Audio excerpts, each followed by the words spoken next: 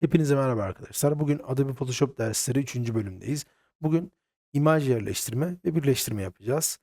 Hemen yeni sayfamızı oluşturup başlayalım.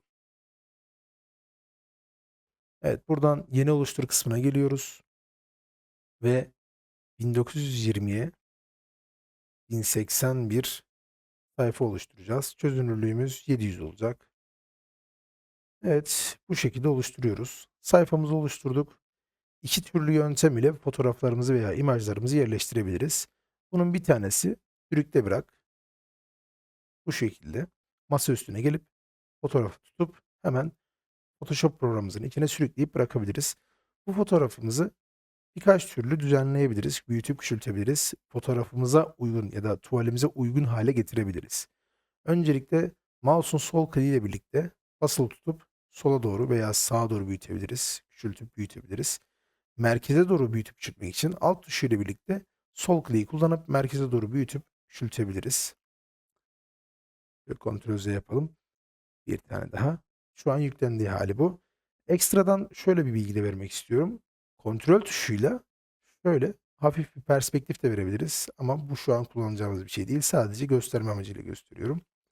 Veya Shift tuşuyla biraz sündürebiliriz. Veya şu şekilde gördüğünüz gibi sündürme işleminde Shift tuşuyla birlikte sol kliği kullanarak yapıyoruz. Ctrl Z. Şimdi biz alt tuşuyla birlikte merkezden büyütelim ki fotoğrafımız tam istediğimiz gibi yerleşsin. Biraz alt kısma getirelim fotoğrafımızı.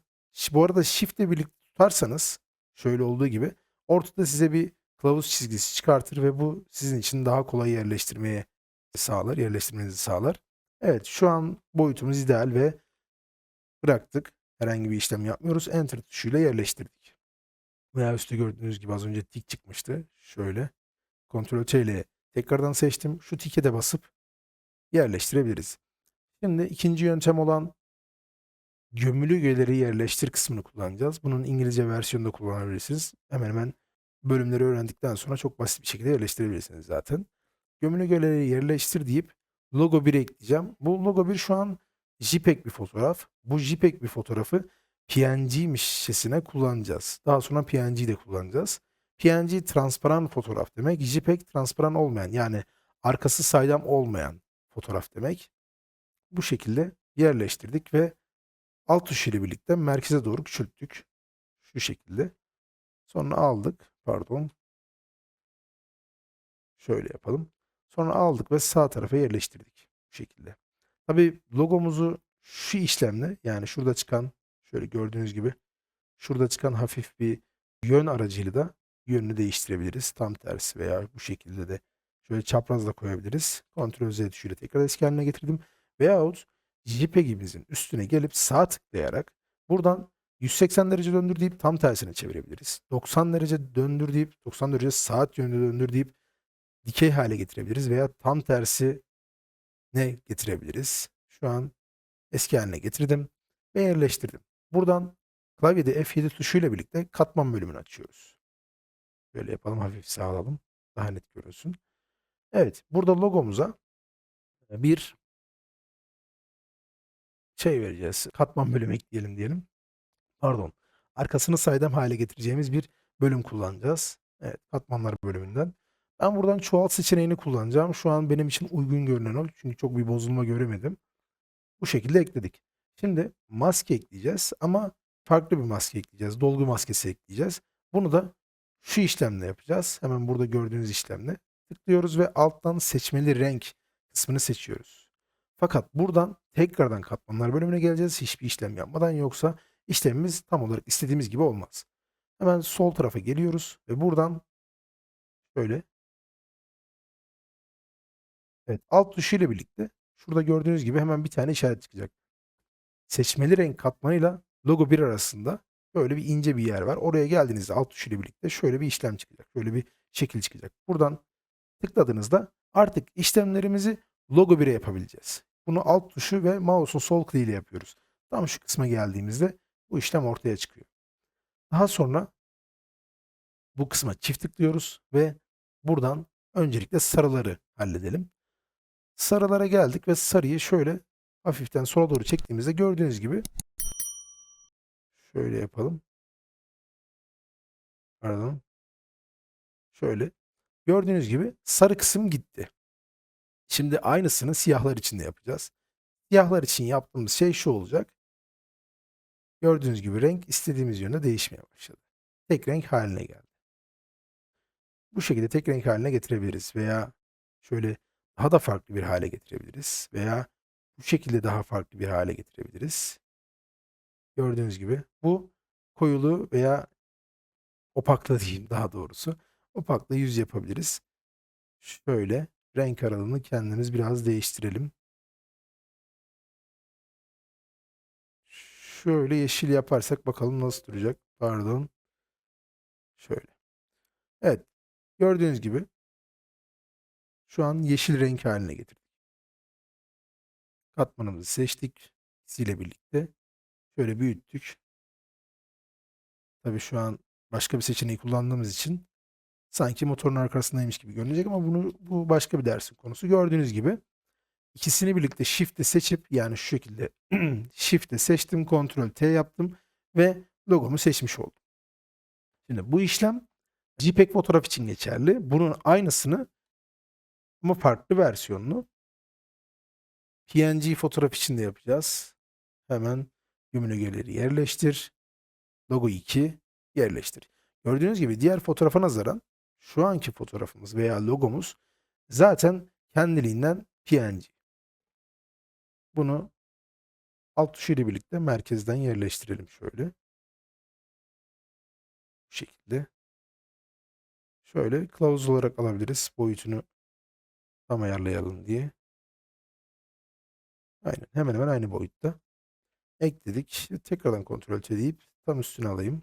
Shift'le birlikte dediğim gibi yükseltirseniz hafif bir gördüğünüz gibi biraz pembe veya mor bir kılavuz çizgisi çıkacak. Tekrardan zoom giriyorum bu kısma. Şöyle. Şöyle gördüğünüz gibi zaten PNG olduğu için arkasını ekstradan değiştirmemize veya başka bir işlem yapmamıza gerek yok. Buradan şu işlemi yapabiliriz. Renk kaplayabiliriz. Olduğu gibi. Şöyle. Şöyle biraz geriye alayım. Şu şekilde daha uygun. Evet, burada olduğu gibi hiçbir işlem yapmadan kırmızı deyip mesela tek renk haline de getirebiliriz. Tabii şu an PNG olduğu için sadece fotoğrafın olduğu kısımları yani boşlukların olduğu kısımları görmezden geldi. Dolu kısımların hepsini doldurdu. Böyle buradan opaklığını açıp rengi biraz daha hafif hale de getirebiliriz. Veya buradan şöyle çoğalt seçeneğiyle veya koyulaştır. Gördüğünüz gibi buradan tek tek deneyip uygun bir renk de ekleyebiliriz. Bu şekilde.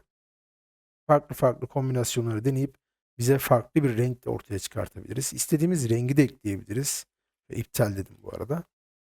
Aynı şekilde buradan yine seçmeli renk deyip tekrardan katmanlar bölümüne gelip alt tuşuyla birlikte şu kısma tıklayarak pardon alt tuşuyla birlikte fotoğrafa logo 2'ye tıklayıp tekrardan çift tıklayıp buradan da yine aynı işlemi yapabiliriz.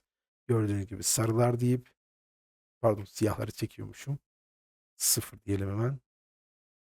Buradan sarılar deyip gördüğünüz gibi sarıyı daha açık renk haline de getirebiliriz. Tabii şu an bu katmana şu işlemi uygulamadığımız için o kısım tamamen gitmeyecek. Şu alt kısmını uygulamadığımız için pardon 0 gelen sesler için kusura bakmayın. Şöyle yanlış katmana mı yaptım? Bir saniye 0 0 tekrar gelelim. Ah biz çoğaltıp farklı katmana yapmışız. Şunu yapacaktık. İkinci katman yani logo 2'ye yaparsak işlem görür. Logo 2'ye yaptık. Tekrardan bu katmana geldik. Buraya çift tıkladık. Sarılar bölümüne geldik. Şöyle sol kısma gördüğünüz gibi o hale tekrardan getirdik. Tekrardan siyah kısmını seçip buradan rengimizi değiştirebiliriz. Şöyle daha farklı, daha egzantrik hali. Pardon bu kısmı yüz yapacağız. Şöyle gördüğünüz gibi biraz daha mavi oldu. Evet bu şekilde işlemler yapabiliyoruz. Logomuzu bu şekilde yerleştirebiliyoruz. Tabii Başka yöntemler de var. Şöyle yapalım. Bir tane daha ekleyelim aynı şekilde. Bu yöntemi de göstereyim. Tabi bunu genelde işi bilenler çok kullanmıyorlar. Daha böyle yeni başlayanların kullandığı bir yöntem oluyor. JPEG'imizi bu sefer PNG'mizi bu sefer şöyle yine kılavuzumuzu kullanarak